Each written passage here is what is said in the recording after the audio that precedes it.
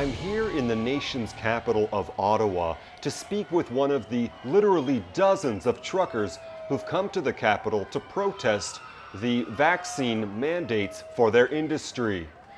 This is Krack Kat from Fredericton, New Brunswick, who has driven the 12-hour drive to protest to the Prime Minister himself. Krack Kat, tell me a bit about what exactly you hope to achieve. Well, you see, the problem is Trudeau is forcing us all to do these vaccine mandates, which goes against the Constitution. You see, I'm just trying to earn an honest living, and the last thing I need is someone trying to jab some poison in my body to let me support my family. So you have a family you're trying to support? No, not exactly, but if I did, that would be quite a conundrum that I would be stuck in, don't you think?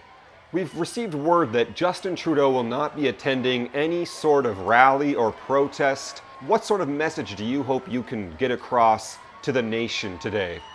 Yeah, well, it doesn't matter if Trudeau's here or not, because we know he's going to be watching on the TV, because that kind of guy tunes into the mainstream media like yourselves.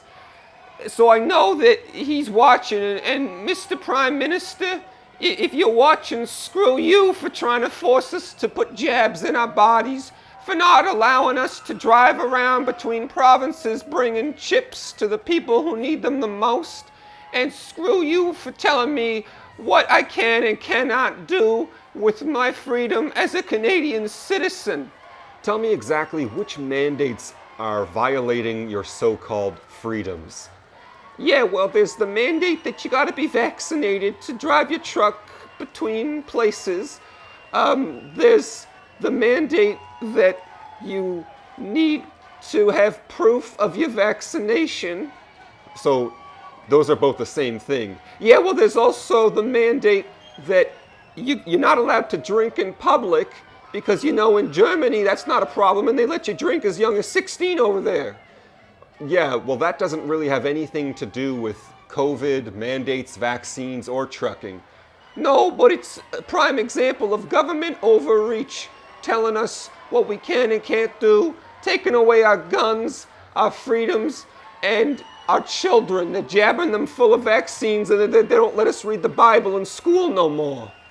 So you also are protesting that the Bible isn't allowed in school? Yeah, that's right. And also, I wanted to say, my body, my choice. Your body, your choice? Yeah. So that means you're also pro-abortion then? No, because that's a sin. So it's just some mandates that you care about, but not all mandates? Yeah, that's right. We're anti-mandate for the mandates that are infringing upon our freedoms, but pro-mandate when it makes it so that people have to do the right thing. So tell me exactly how many are part of this protest at Parliament Hill?